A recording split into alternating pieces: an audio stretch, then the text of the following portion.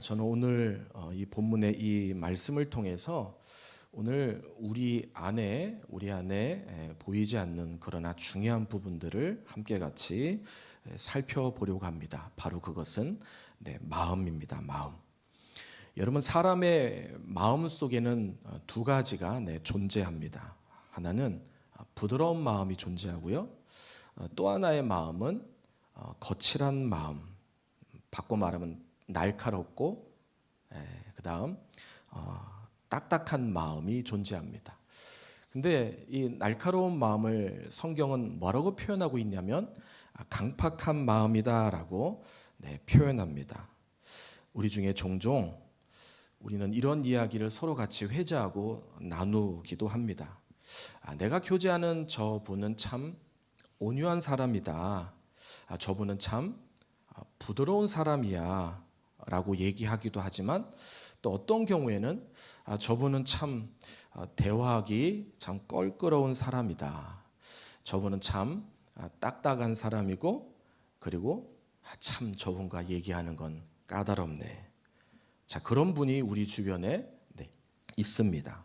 자, 그런데 저는 오늘 단순히 우리 마음이 어떤 성격을 드러내고 있느냐, 성경 이야기를 여러분들과 나누고 싶은 것이 아닙니다.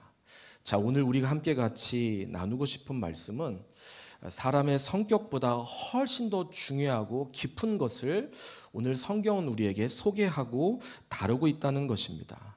바로 그것은 내가 하나님 말씀 앞에서 나는 어떤 사람인가라는 물음입니다. 하나님 앞에서 나는 과연 아멘이 되는 사람인가? 아니, 하나님 말씀 앞에서 나는 말씀이 중요하다는 사실을 알지만 말씀보다 내 생각, 내 감정이 더 앞서는 사람인가? 자, 이게 부드러운 사람과 날카로운 사람, 강팍한 사람을 나누는 기준이다라는 것입니다. 자, 겉보기에는 신앙생활을 굉장히 성실하게 하는 것 같습니다. 자, 그런데 하나님 말씀 앞에 조금 더 움직이지 않는 사람이 있습니다. 자, 그런가 하면 반대로 겉보기에는 저분이 좀 거칠게 보이고 좀 무뚝뚝하게 보이는데, 하나님 말씀이 들려질 때마다 그 말씀 앞에서 주님, 제가 말씀대로 살아야 되는데, 주님, 제가 하나님 말씀에 순종해야 되는데, 하나님 말씀 앞에 순종하려고 나 자신을 치고 복종시키며 몸부림치는 사람들이 있더라는 것입니다. 이게요, 만나서 얘기해 보면 알아요. 대화해 보면 저 사람이 어떤 사람인지 느낄 수 있어요. 그 사람이 정말 하나님의 순종의 사람인지 아니면 자기 생각이 더 강한 사람인지, 이런 우리는 대화해 보면 대번에 금방 알 수 있게 된다는 겁니다. 좀 구체적으로 예를 한번 들어볼까요? 자, 어떤 사람이요, 또 다른 어떤 사람이 이렇게 교제하다가 좀 껄끄러운 일이 생겼습니다. 자, 문제는 껄끄러운 일 때문에 그런지 그날 밤에 잠을 자는데 잠이 안 오는 거예요. 그분과 나눴던 이런저런 대화가 생각나면서 별것 아닌 것 가지고 내 마음이 꽁한데, 그 마음이 하루가 지나고 또 이틀이 지나도 그것이 풀어지지 않는 겁니다. 계속 그 불편함이 올라오더라는 것입니다. 자, 그러면 한번 생각해 보자는 겁니다. 이게 단순히 감정의 문제인지 강팍함, 마음의 신호일 수 있다라는 것입니다. 자, 반면요, 어떤 사람, 또 다른 사람이 또 다른 사람과 대화하고 얘기하는데, 얘기가 끝나고 집에 돌아왔는데 굉장히 마음이 좀 불편해요. 내가 저분에게 안 할 말을 한 건 아닌가? 내가 한 말을 혹시 저분이 잘못 이해한 거는 아닌가? 아니, 내가 생각할 때 저 단어는 좀 적절하지 않았던 것 같아. 저분이 그걸로 인해서 마음이 아프면 어떨까? 라고 하면서 자기 자신의 생각, 마음을 돌아보고 계속 생각하게 하는 것. 저는 이것이 단순히 개인의 도덕적인 성향 때문이 아니라 성령께서 우리의 마음과 중심을 만지고 계시기 때문이다라고 보여진다라는 것입니다. 저는 오늘 예배하신 우리 모두가 이런 성령께서 우리의 마음을 만지셔서 우리 모두가 부드러운 마음을 가지시는 저와 우리 모두가 되시길 예수님의 이름으로 축복합니다. 아멘입니다. 자, 그런데 오늘 말씀을 통해서 제가 사실 더 나누고 싶은 것은 이런 부드러운 마음을 가진 사람들이 많을수록 그 교회는, 그 공동체는 부드러워지는 공동체의 교회가 될 수 있다는 것입니다. 자, 저는 오늘 이 말씀을 교회 관점에서 좀 살펴보고 싶습니다. 자, 그렇다면 여러분, 하나님께서 기뻐하시는 교회, 그 교회가 부드러운 교회라고 한다면 과연 그 부드러운 교회라는 그 의미는 무슨 의미, 어떤 교회일까? 자, 두 가지를 나누고 싶은데요. 자, 먼저 첫 번째, 부드러운 교회는요, 하나님께 민감하게 반응하는 사람들이 세우는 교회라는 것입니다. 이해되십니까? 하나님께 민감하게 반응하는 사람들이 그 교회를 건강하게 세우는 것이다. 자, 오늘 우리가 함께 같이 읽은 10절을 한번 보시겠습니다. 10절. 오늘 우리가 10절부터 살펴봤는데, 자, 10절을 같이 읽겠습니다. 시작. 이러므로 하나님의 자녀들과 마귀의 자녀들이 드러나나니 무릇 의를 행하지 아니하는 자나 또는 그 형제를 사랑하지 아니하는 자는 하나님께 속하지 아니하니라. 아니한 자니 아니한다. 자, 지금 사도 요한은요, 지금 하나님께 속한 자, 이 속한 자에 대한 설명을 지금 하고 있는 겁니다. 자, 그러면서 이 하나님에게 속한 그 증거를 두 가지를 좀 얘기하고 있는 건데, 바로 그 중에 하나가 의고요, 또 하나가 사랑이다라는 것입니다. 자, 그러니까 쉽게 말하면 하나님께 속한 자는요, 반드시 하나님께 반응한다는 거예요. 반응한다. 그러니까 하나님께 속한 자는 반드시 하나님의 말씀 앞에 반응을 보일 줄 아는 사람이다. 자, 내가 누구를 사랑하고 내가 어떤 의의를 갖는 게 단순히 이게 성격의 문제가 아니라 원래 내가 다정다감한 내 자신의 성향의 문제가 아니라 하나님 때문이라는, 하나님 때문에 내가 그 마음을 갖게 된다라는 거예요. 의와 사랑이 감정의 문제가 아니라 바로 하나님의 말씀 앞에 내 자신이 순종하는, 순종과 관련되어 있다라는 것입니다. 이걸로 인해서 그 사람이 부드러운 사람인지 강팍한 사람인지를 알 수 있다라는 것입니다. 자, 그래서 사도 요한, 사랑의 사도 요한은 그 다음에 11절에 형제 사랑하라 라고 말하면서 12절에 아주 중요한 샘플 예를 우리에게 들어주고 있죠. 바로 가인이에요. 가인. 자, 우리 가인 한번 12절 같이 한번 읽어보겠습니다. 시작. 가인같이 하지 말라. 그는 악한 자에게 속하여 그 아우를 죽였으니 어떤 이유로 죽였느냐? 자기의 행위는 악하고 그의 아우의 행위는 의로움이라. 자, 우리는요, 가인과 아벨의 사건을 기억합니다. 창세기의 말씀을 기억합니다. 창세기 4장에 나온 사건이거든요. 자, 그런데 우리는 가인이 아벨 동생을 죽인 이유가 그가 미워서 죽였다라고 그렇게 이해합니다. 틀린 말 아니에요. 맞는 말입니다. 자, 그런데 오늘 요한은 지금 그 사건을 지금 다시 언급하면서 더 중요한 핵심 뿌리를 지금 언급하고 있는데 그게 우리가 생각하는 것과 조금 다르다라는 거예요. 자, 거기 다시 12절에 보면 중간에 뭐라고 표현되어 있냐면 이런 표현이 있습니다. 그는 악한 자에게 속했다. 자, 그러니까 쉽게 말하면 그 가인의 문제는, 그의 문제는 하나님이 아니라, 하나님의 말씀하심, 하나님의 음성이 아니라 그의 생각, 자기의 마음, 자기가 추구하는 것, 자기의 중심이 더 컸다라는 것을 지금 지적하고 있는 거거든요. 자, 하나님이요, 이런 가인의 위험성을 아시고, 자, 이 가인을 언급한 그 본문을 좀 우리가 살펴보면, 제가 아까 창세기 4장이라고 그랬죠. 그 창세기 4장에 보면 창세기 4장 7절에 가인이 동생을 죽이는 살인 전에 하나님께서 가인에게 먼저 찾아가세요. 찾아가셔서 7절에 이렇게 말씀하고 있습니다. 죄가 내 문 앞에 엎드려져 있으니, 엎드려 있다는 거예요.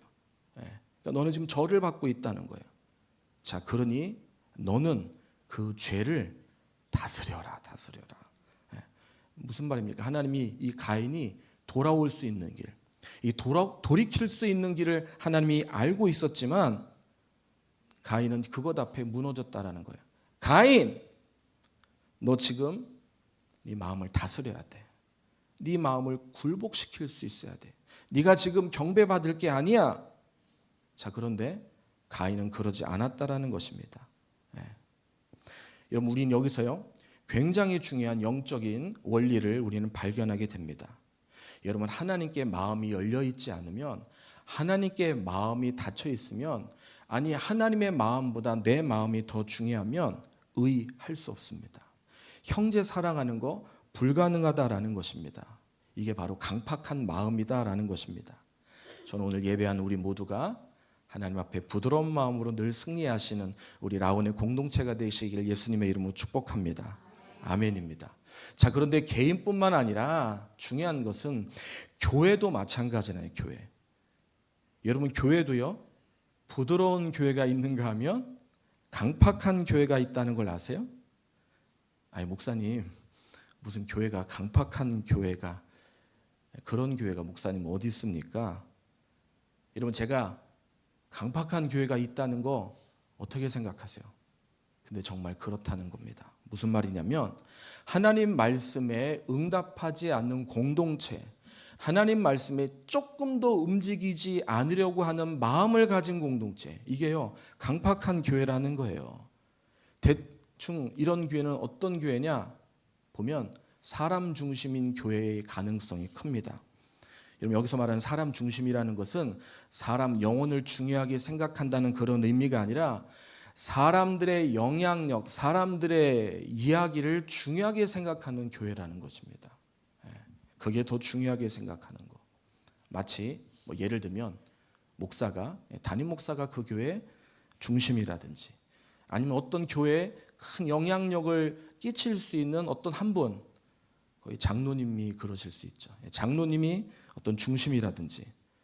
자, 그런데 문제는 그런 어떤 한 분이 중심인 교회는 겉으로 볼 때는요 굉장히 역동적입니다. 그리고 하나의 구심점으로 모이는 것 같아요. 여기저기 사역이 일어나고 막 그냥 시끌벅적하고 막 활기가 있고 생동력이 있는 것 같습니다. 자, 그러나 실제로 그 교회는 성령님이 그 교회를 이끌어가는 게 아니라 사람이 그 교회를 이끌어가는 교회다라는 겁니다. 그러니 생각해 보세요. 사람이 이끌어가니 그곳에 문제가 발생하면 날카로워지는 거예요. 그리고 나눠지는 거예요. 또 미워하게 되는 거예요. 문제가 그 안에 발생하게 되는 겁니다. 이걸 우리가 뭘 보면 알 수 있냐면, 어떤 문제가 생길 때 가만히 보면 돼요. 어떤 사람이 부각되느냐, 아니면 예수님께서, 성령님께서 부각되고 드러나느냐 보면 알 수 있다라는 거예요. 그런 데는 자꾸 사람이 드러나게 된다라는 것입니다. 여러분, 한때 우리 한국 사회에, 우리 한국의 이 대형교회, 이 대형교회라고 그랬습니다. 대형교회 목사님의 아들이 후임이 되는 문제로 우리 한국 사회가 한때 논란이 됐었던 적들이 좀 있었습니다. 교회 안에 그 문제로 시끄럽고 어려움이 있었던 적이 있었어요. 어떤 교회가 그 문제로 굉장히 곤욕을 치렀어요. 그래서 교회 안에 막 생각이 반반 이렇게 의견들이 나누어진 거예요. 자, 그러니 교회가 비생 아닙니까?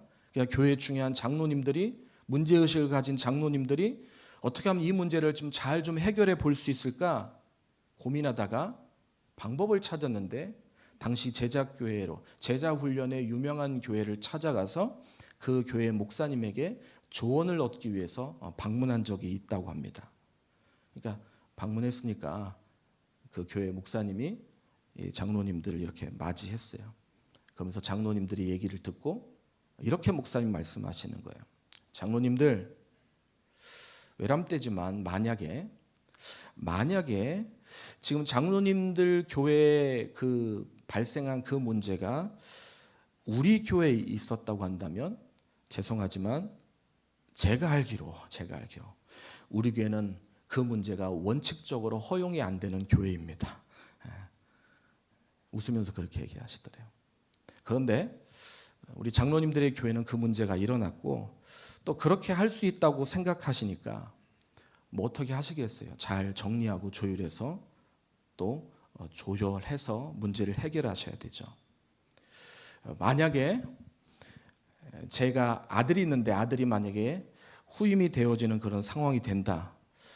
그러면 우리 교회는 제가 말을 꺼낼 수조차 없는 그런 교회입니다. 자, 그러면서 장로님에게 그 목사님이 그런 이야기를 하시면서 마지막 최종적으로 이런 얘기를 하고 돌려보내셨대요.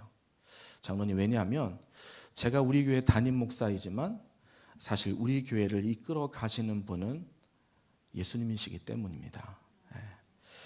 여러분, 이 얘기를 어떻게 생각하십니까? 여러분, 어떤 교회 어떤 사람이 그 교회를 마음대로 할 수 있다. 담임 목사가 그 교회를 마음대로 할 수 있다든지, 아니면 어떤 분이 교회를 좀 마음대로 움직일 수 있다라는 것은 그분에게는 그것이 즐겁고 좋을 수 있을지 모르겠지만, 여러분, 그 교회는 절대로 부드러운 교회가 될 수 없다는 거예요. 그 교회는 날카로운 교회밖에 될 수 없다라는 것입니다. 담임 목사인 사람이 하나님 앞에 철저하게 순종할 때, 또 교회 공동체가 하나님의 의를 따라 하나님의 뜻을 따라 그것을 존중하고 수용할 때 그 교회는 성령님이 일하시는 부드러운 교회가 될 수 있다. 자, 요약합니다. 하나님께 민감한 사람은 형제를 사랑한다는 거예요. 하나님께 민감한 교회는 사람보다 하나님의 말씀을 더 중요하고 가치 있게 여긴다. 하나님께 민감한 리더, 지도자들이 모여있는 교회, 그 교회는 교회를 부드럽게 한다. 하나님께 민감한 사람들의 반응으로 모여있는 그 교회가 건강한 교회다. 믿으십니까? 아멘입니다. 저는 우리 라운지구촌 교회가 정말 그런 교회가 되기를 예수님의 이름으로 소망합니다. 자, 두 번째로요. 부드러운 교회는 성령의 주권 아래 하나가 되는 교회다라는 것입니다. 성령님의 주도하심 아래 하나가 되는 교회. 자, 그다음 우리 13절을 한번 같이 읽어보겠습니다. 같이 읽습니다. 시작. 형제들아, 세상이 너희를 미워하여도 이상히 여기지 말라. 자, 지금 요한이요 13절에 뭐라고 표현하고 있냐면 세상에 너희들을 미워한대요. 너희들을 미워한대. 우리를 세상이 미워한대요. 그러니까 지금 요한은 세상의 분위기를 지금 전하고 있는 거예요. 여러분, 세상이요 만만치 않습니다. 세상이요 우습게 보면 안 됩니다. 큰 위험에 빠집니다. 우리는 세상을 경계할 수 있어야 됩니다. 세상을 주위에서 관찰해야 합니다. 왜냐하면 세상은 격려하는 것 같은데 여러분 나중에 보면 경쟁을 부추깁니다. 비교하게 만듭니다. 잘 해주는 것 같은데 그 속에 시기와 미움과 질투가 정말 노골적으로 드러나는 것이 세상입니다. 이해합니다. 내가 살기 위해서는 다른 사람을 딛고 올라서야 합니다. 그런 분위기입니다. 그런 사회입니다. 세상이 살기 위해서는 어쩔 수 없습니다. 다른 사람을 사랑하기보다 그 사람을 교묘하게 이용하는 게 세상이라는 거예요. 우리가 이거를 결코 놓치고 그거를 잊어버리면 안 된다. 그래서 지금 사도 요한은 이야기하고 있는 겁니다. 세상이 너희를 미워한다. 세상이 너희를 미워한다. 자, 그게 이상한 일이 아니라는 거예요. 자, 근데 요한이 지금 이렇게 말하는 이유가 있어요. 그러나 교회는 그렇지 않다라는 거예요. 교회는 그러면 안 된다라는 것입니다. 자, 그 다음 14절이요. 그런 의미예요. 자, 그런 의미로 우리 14절을 보시면 여기 보면 우리가 형제를 사랑해야 된 이유, 그것은 우리가 이미 사망에서 생명으로 옮겨졌기 때문이라는 거예요. 원문이 이게 더 잘 드러나고 있는데 여기는 형제 사랑하는 것이 그렇다는 느낌이 드는데, 자, 아무튼 14절을 한번 같이 제가 얘기한 이 얘기를 염두에 두고 한번 14절 읽겠습니다. 시작. 우리는 형제를 사랑함으로 사망에서 옮겨 생명으로 들어간 줄을 알거니와 사랑하지 아니하는 자는 사망에 머물러 있느니라. 생명으로 들어간 줄 알아라. 이게 가장 중요한 문장이다라는 것입니다. 생명으로 우리가 들어갔다. 우리가 생명으로 들어갔다면 우리는 그렇게 살면 안 된다. 형제 사랑의 행위가 의를 행하는 행위가 사망에서 생명으로 옮겨진 증거다라는 거예요. 그게 표시다라는 것입니다. 이해되십니까? 여러분, 이 표시, 그 표시에 우리는 반응합니다. 우리가 이것에 반응할 수 있는 것은 오늘 우리 안에 성령님이 계시기 때문입니다. 여러분, 성령님이 계시면 성령님은 반드시 한 성령님인데 우리 안에 똑같은 성령님이 있다는 것은 우리는 그 성령님으로 인해서 하나가 될 수 있는 겁니다. 하나님은 우리를 하나로 교회를 묶으신다라는 것입니다. 성령님이 하시는 역사, 하나가 되게 하시는 역사를 만드신다. 그러니 그 하나가 되는 교회가 얼마나 파워풀하겠습니까? 얼마나 강력하겠습니까? 제가요, 지난달에 우리가 매일 성경 여러분들 묵상하셨죠? 매일 성경 보시면 7월부터 여러분들 다시 또 묵상을 우리가 지금 하고 있는데 시편 지금 하고 있죠? 보시면 고린도 교회에 대한 이야기가 등장하죠.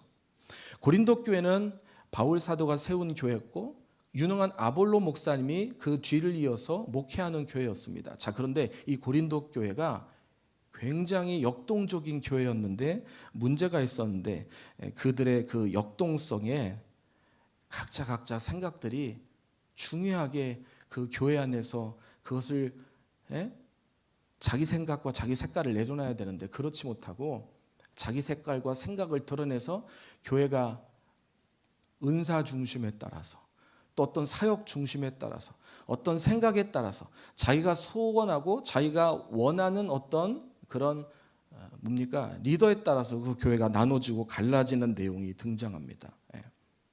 자, 그런데 그런 고린도 교회 안에 바울이 이 고린도 교회 문제를 진단하면서 처방하기를 뭐라고 이야기하냐면, 자, 그게 고린도전서 12장 4절부터 7절이 그런 내용이 나오거든요. 이렇게 표현합니다. 은사는 많으나 성령은 하나고, 직분은 여러 가지나 주님 하나님 성령님은 같으며. 자, 그러니까 공동체 전체가 각자의 색깔과 생각이 아니라 성령으로 공동체가 하나 돼야 된다는 거예요. 그래야지 그 공동체는 건강한 공동체가 될 수 있다. 성령으로 하나 된 교회가 건강한 교회다. 여러분, 성령으로 하나 된 교회는요, 성령의 생각을 붙잡습니다. 성령의 생각을 존중합니다. 여러분, 우리 공동체가 성령님의 생각을 붙잡으면 나타나는 증상이 있을 거예요. 우리가 남이가 당신이랑 나랑 너무너무 소중한 거 아닌가. 그리고 보고 싶어져요. 그리고 안 보이면 궁금해요. 왜 안 보일까? 어디 갔나? 왜? 가족이기 때문에. 한 성령 중심으로 우리가 하나이기 때문에 누가 힘들면 그 사람에게 다가가 그 사람에게 왜 힘든지 물어보고 싶어져요. 그 사람이 보이지 않으면 어디 있는지 궁금해져요. 그리고 그 사람이 보고 싶어서 주일이 기다려져요. 목장 모임이 기다려져요. 목장이 방학하네? 그럼 우리 못 만나네? 그럼 슬프다. 이게 되는 거예요. 이게 성령님이 일하시고 함께 하시는 코이노니아 공동체, 교제권이 만들어지는 교회의 특징이라는 것입니다. 여러분, 이 성령님이 함께 하시는 교제는요, 그냥 단순히 만나서 그냥 밥 한 번 먹고 그냥 커피 마시고 그냥 그 정도로 끝나는 게 아니라 성령이 하나 되게 하시는 그 역사는 우리가 생각하는 것보다도 굉장히 큰 역사를 만든다라는 거예요. 생각해 보세요. 새로운 생명을 부여받았어요. 새로운 생명, 심장을 이식받았어요. 나만 그런 게 아니라 모든 사람들, 같이 있는 사람들이 다 그런 사람들이에요. 그래서 그 심장으로 삶을 살아가요. 이게요, 생명력을 나눈 공동체가 될 수밖에 없는 겁니다. 여러분, 성령님이요, 내 안에 충만하면 우리는 내 옆에 있는 사람을 바라보는 눈이 달라져야 돼요. 전에 불편했던 그 사람이 생각나야 돼요. 그 사람 지금 뭐 할까? 전에 내가 관심을 못 줬는데 그 사람이 어디 있지? 왜 그 사람이 지금 안 보이지? 내가 한번 연락이라도 한번 해볼까? 아니, 내가 잘 지내나? 교회를 떠나서 한번 식사라도 한번 같이 해볼까? 이러면 이게요, 사람의 마음이 아닌 거예요. 이게 성령님께서 주시는 마음이라는 것입니다. 여러분, 우리가요 보면 우리 주변에 이단에 빠지는 분들 있잖아요. 이단에 들어가는 사람들이 이 진리 안에 들어와 있는 사람은 이해가 안 돼요. 왜? 이게요. 그래서 진리를 아느냐 알지 못하느냐가 굉장히 커요. 진리를 알면요, 절대 이단이 아무리 뭐라고 해도 빠지지 않습니다. 근데 진리가 아직 약하니까, 진리가 특히 우리 전도 대상자들은 진리를 모르니까 이단을 보면 넘어가는 거예요. 왜 넘어가냐? 그들은 끝까지 책임지거든요. 굉장히 뜨겁게 사랑해 주거든요. 너 이렇게도 감동 안 받을래? 할 정도로 관계로 접근하고 사랑으로 접근하니까 진리가 없는 그 사람들한테는 와, 이거 교회랑 틀리네, 이게 진짜네, 그들의 모습을 보고 그 속으로 빠져 들어가는 거예요. 제가 지난번에도 얘기했듯이 저 안쪽, 신동 안쪽에 정말 좋은 저곳에 이 사각형으로 돼 있는 이 건물, 하여튼 제가 그것만 생각하면요, 정신이 번쩍 나요. 정신이 번쩍 나요. 제가 무슨 얘기를 하고 싶은 걸까요? 우리가 진짜 사랑을 보여줘야 된다는 거예요. 진정한 사랑을 우리가 보여줄 수 있어야 된다. 이런 모델하우스 가보셨죠?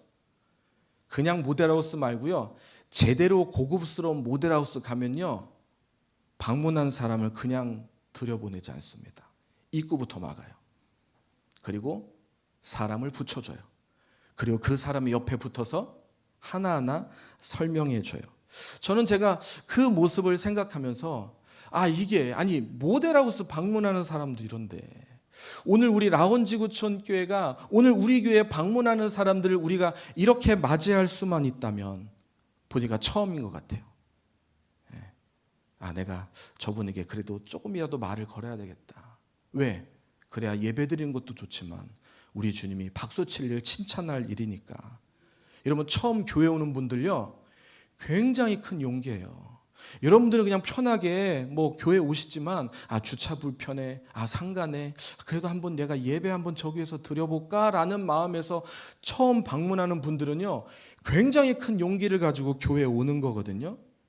자, 그런 분들을 우리는 도치시면 안 되는 거예요. 우리는 기도할 수 있어야 됩니다.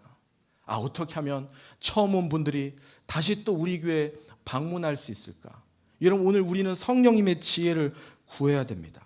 어떻게 하면 오늘 말씀 가운데 정말 큰 은혜가 만들어질까? 목사님 앞에서 영혼을 사랑하는 마음에서 정말 그냥 뜨겁게 말씀을 전하고 나누고 있는데 나는 앉아서 말씀을 듣는 것으로 끝나는 게 어떻게 하면 이 공간 예배가 하나님 기뻐하시는 성령의 충만한 그런 기름 부으심의 예배가 될 수 있을까? 여러분, 이거요, 정말 하나님 기뻐하시는 거예요. 예배가 예배될 수 있도록, 교회가 교회될 수 있도록 우리의 하나하나의 역할이 하나님 앞에 잘 이것이 세워질 수 있도록 몸부림치고 노력하는 거. 오늘 성령께서 우리 마음에 그 마음을 주시길 예수님의 이름으로 소망합니다. 우리가 그래야 된다는 거예요. 우리가 그럴 때 주님이 기뻐하시고 우리 교회가 더 아름다운 교회가 될 수 있다. 말씀을 정리하겠습니다. 여러분, 예수님은요, 아시다시피 하늘 보좌를 버리시고 이 땅에 오셨어요. 그리고 우리 안에 그리스도의 영, 성령을 우리에게 붙여주셨어요. 자, 그리고 그 예수님은 그 성령으로 인해서 나만 성령이 있는 게 아니라 내 옆에 있는 사람, 또 내 옆에 있는 사람, 우리 모두가 이 성령으로 인해서 우리를 하나 되게 그렇게 하셨어요. 저는 오늘 우리 모두가 이 교회적 부르심 앞에 우리 모두가 우리의 마음을 부드러운 마음으로, 우리의 마음이 하나님의 말씀 앞에 주님, 제가 하나님 기뻐하시는 것으로 제가 제 마음을 드릴게요 라는 마음을 갖는다면, 여러분, 오늘 우리 라운지구촌교회는 얼마나 더 아름다운 교회가 될 수 있겠습니까? 오늘 주님이 우리 교회 그런 교회가 되기를 원하시는 것 같아요. 부드러운 교회, 이 의미는 하나님 앞에 내가 반응하는 거예요. 내가 하나님 앞에 전심으로 내 자신이 반응할 줄 아는 교회. 저는 그런 우리로 인해서 교회가 부흥하고 우리의 삶이 하나님 앞에 풍성해지는 그런 라운지구촌 교회가 될 수 있기를 예수님의 이름으로 축복합니다. 아멘. 아멘입니다. 우리 아까 불렀던 찬양인데요, 우리 주가 보이신 생명의 길, 우리 이 찬양 우리 부른 다음에 우리 함께 같이 우리 교회가 하나님 기뻐하시는 교회가 될 수 있도록 기도하면 좋겠습니다. 어떻게 하는 것이 하나님이 기뻐하는 교회인지 한번 성령께서 우리에게 답을 주셨으면 좋겠습니다.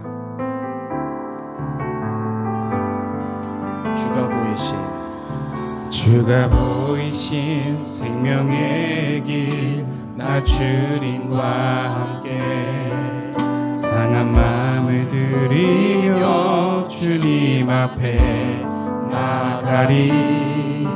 나의 의로움이 되신 주 그 이름 예수, 나의 길이 되신 이름 예수.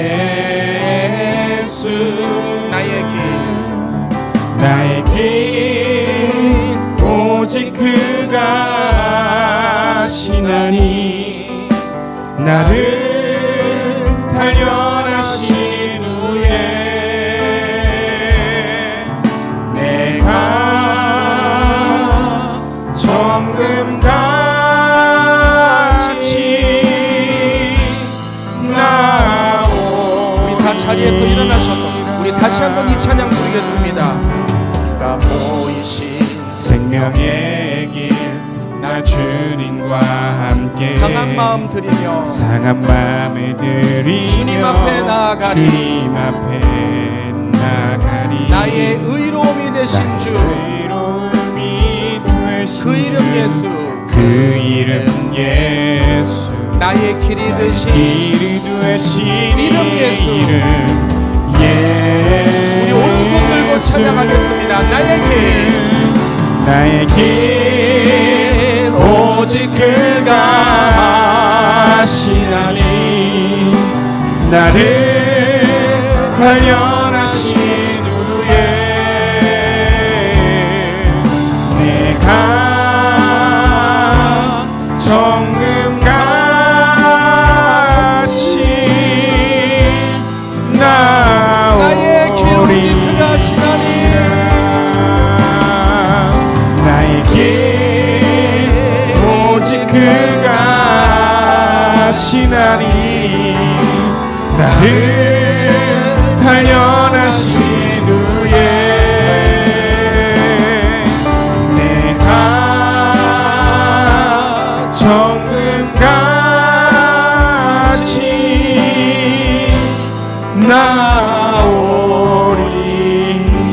나오리라. 우리 시간 같이 기도했으면 좋겠는데요.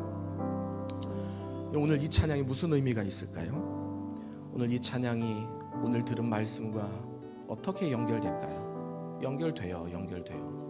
여러분, 주님은 우리가 이 땅의 소망이 아니라 하늘의 소망 면류관 상급으로 살기를 원하십니다. 오늘 여기 계신 분들이요, 믿든지 안 믿든지 여러분 중요한 사실이 있는데, 여러분들은 우리 라온지구촌교회를 세우셔야 되는 아주 위대한 비전을 갖고 계신 분이에요. 그래서 하나님 보내주신 거예요. 믿으십니까? 오늘 우리가 그 일에 동역자 돼야 한다는 것입니다. 아니, 오늘 제가 이 얘기 앞에 어떤 분은 난 그냥 예배만 드리면 되지, 내가 무슨 교회를 세워, 나는 아직 그럴 상황이 아니야, 나는 부족해, 나는 연약해 라고 생각하십니까? 아니에요. 교회의 영광을 보실 수 있어야 돼요. 교회의 영광을 보실 수 있어야 내 인생의 영광이 나타나지는 겁니다. 항상 우리의 영광은 교회의 영광과 같이 갔어요. 하나님이 교회를 위해서 섬긴 사람 가운데 하나님이 그를 향해 복을 주지 않는 인생이 없어요. 우리는 거꾸로 합니다. 아니에요. 우리 교회가 살아야, 죄송하지만 여러분이 살아요. 여러분이 잘 되는 거예요. 여러분이 부흥하는 거예요. 여러분이 하나님 앞에 축복받는 거예요. 그걸 잊어버리시면 안 돼요. 오늘 주님은 우리에게 부드러운 교회 되길 원하세요. 오늘 우리가 이걸 잃어버리면 안 돼요. 하나님, 오늘 내 마음속에 혹시 강팍한 마음 있습니까? 주님 용서해 주십시오. 정말 부드러운 마음을 가지고 교회가 살아야 되겠어요. 교회를 살리는, 아니 교회 함께 내가 다시 일어나는 그런 우리 아름다운 신앙 될 수 있도록 주님 오늘 이 마음 앞에, 이 말씀 앞에 내 마음의 강팍한 심령을 무너뜨리게 해주십시오. 교회를 살리는 오늘 우리 모두가 될 수 있도록 주님 도와주시옵소서. 이 시간 우리 같이 한번 주여 한번 부르고 통성으로 기도하겠습니다. 주여, 하나님 아버지 감사합니다. 하나님의 도우심을 주의 은혜가 하나님 오늘 우리 가운데 있음을 발견합니다. 주님 오늘 우리가 우리 된 이유 하나님의 은혜임을 고백합니다. 말씀하신 하나님, 오늘 우리에게 건면하신 하나님 아버지, 오늘 우리가 정말 하나님 앞에 오늘 우리가 소망을 삼아서 우리 모두가 일어서는 하나님이 기뻐하시는 이 모두가 될 수 있도록 주님 도와주시옵소서. 하나님, 우리 라운지구청 교회가 하나님 보시기에 아름다운 교회가 되길 원합니다. 부드러운 마음, 하나님 부드러워지는 교회, 하나님 아버지, 그런 교회로 하나님 그냥 매너 있는 교회가 부드러운 것이 아니라, 그런 교회가 부드러운 교회가 아니라 하나님의 말씀 앞에 오늘 우리 자신이 변화되는, 오늘 우리 자신이 새로워지는, 말씀으로 다시 일어서는 우리 모두가 될 수 있도록 성령님 오늘 우리와 함께하여 주시옵소서. 오늘 우리를 통해서 그 역사가 일어나질 수 있도록 주님 도와주시옵소서. 좋으신 하나님 아버지, 오늘 우리에게 생명의 귀한 말씀을 허락해 주시니 감사합니다. 아멘. 하나님, 그 말씀 앞에 우리가 순종하게 하시니 감사합니다. 그 말씀 앞에 우리의 귀를 기울이게 하시니 감사합니다. 아직 내가 준비가 안 됐어도 그 말씀은 맞는 말씀이고 그 말씀은 진리인 줄 믿습니다. 하나님, 우리가 우리 자신을 깨어나게 깰 수 있게 도와주시옵소서. 아멘. 하나님, 깨고 일어나게 도와주시옵소서. 그래서 하나님이 우리에게 주시고자 하시는 풍성한 것들을 우리가 믿음의 눈으로 바라보고 그 소망을 붙잡고 주님 오시는 그날까지 걸어갈 수 있는, 그리고 그 길에 우리 라운지구촌 교회가 함께하는 몸된 건강한 교회 될 수 있도록 성령님 역사해 주시옵소서. 아멘. 이제는 우리 구주 예수 그리스도의 은혜와 아버지 하나님의 사랑과 성령의 동행케 하시는 역사가 주신 말씀 붙들고 말씀으로 우리 모두가 하나 돼서 성령이 하나 되게 하신 것을 지키며 우리 남은 생애를 살기를 결단하는 당신의 거룩한 하나님의 자녀들의 믿음 위에 예수 그리스도의 은혜가 우리와 영원토록 함께 하시기를 간절히 축원하옵나이다. 아멘.